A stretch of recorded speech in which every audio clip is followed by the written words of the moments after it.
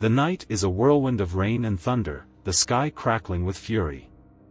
Atop the high, crumbling bell tower of a remote convent, a young nun, Sophie Grant, stands alone, looking as though she might leap to her death. Her trembling hands grip the stone edge as the storm rages around her. Another nun, frantic with fear, rushes to stop her, but in the violent scuffle, Sophie's panicked movements cause the woman to lose her balance and plummet to her death.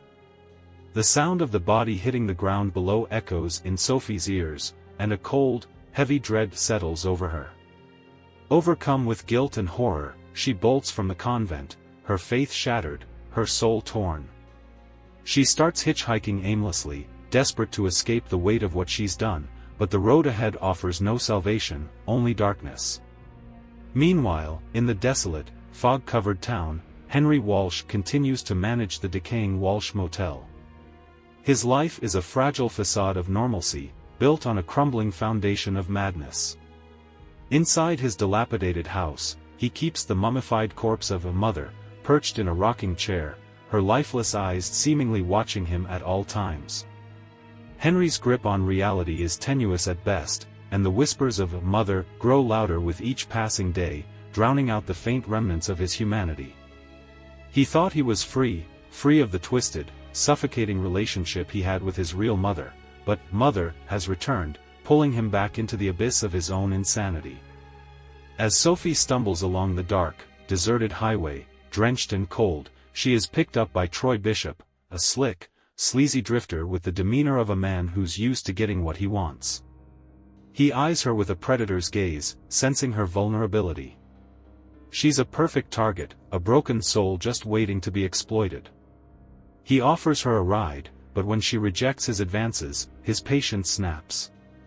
In a fit of anger, he dumps her in the rain, leaving her stranded on the side of the road like trash.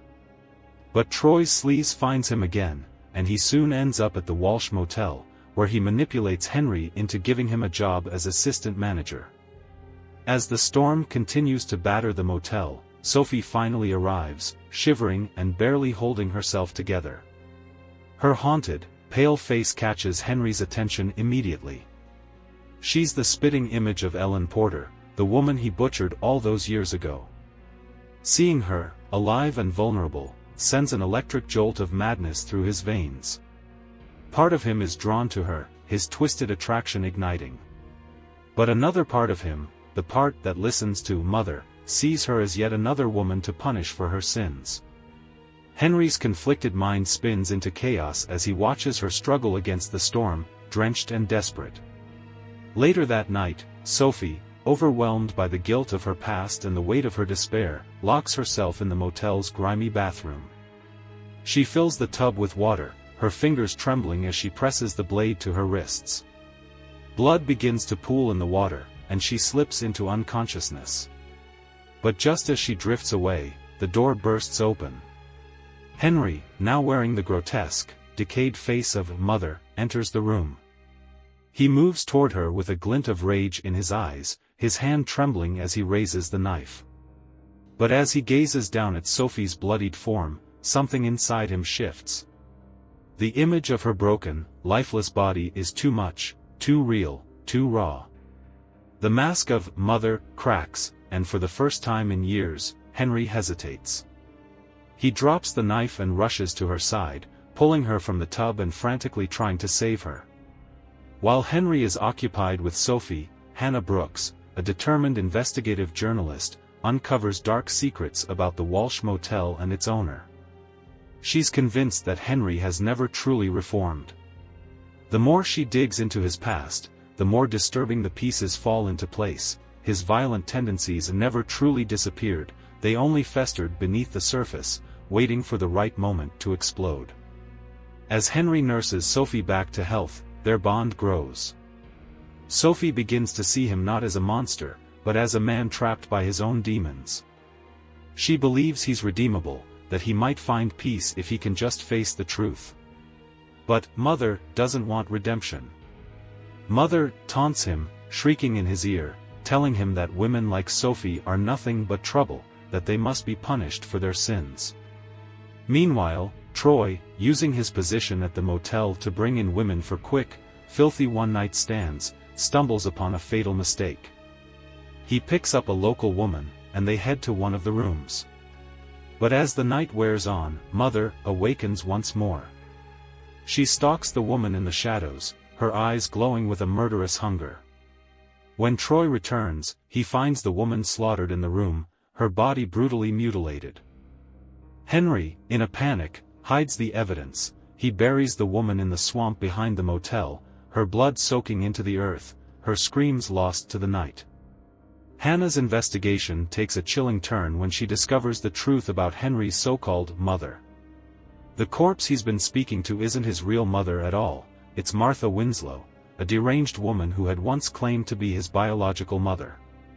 But Martha was just as mentally ill as Henry, and her twisted lie has been the foundation of his entire existence. Everything he's ever believed, everything he's ever done, has been built on a foundation of deceit and madness. When Troy stumbles across Henry's hidden secret, the mummified corpse of a mother, he realizes that Henry is far more dangerous than he thought.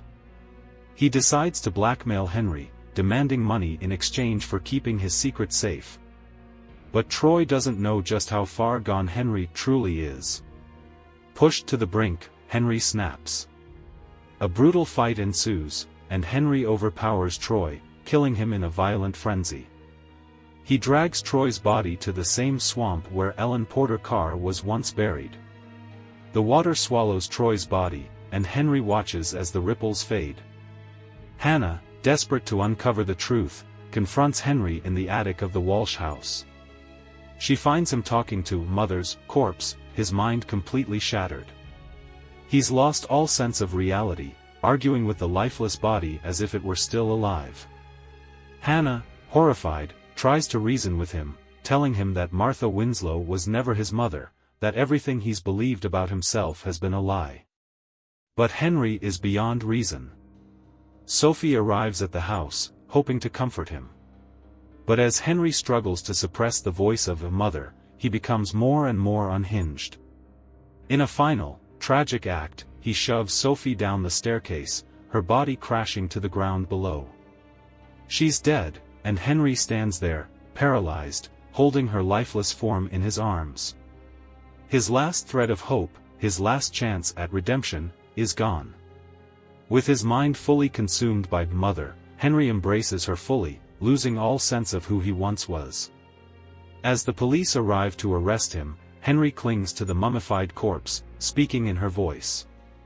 He is no longer Henry Walsh. He is Mother. The story ends in a chilling silence, leaving the fate of Henry Walsh, and the darkness inside him, uncertain, his madness now eternal.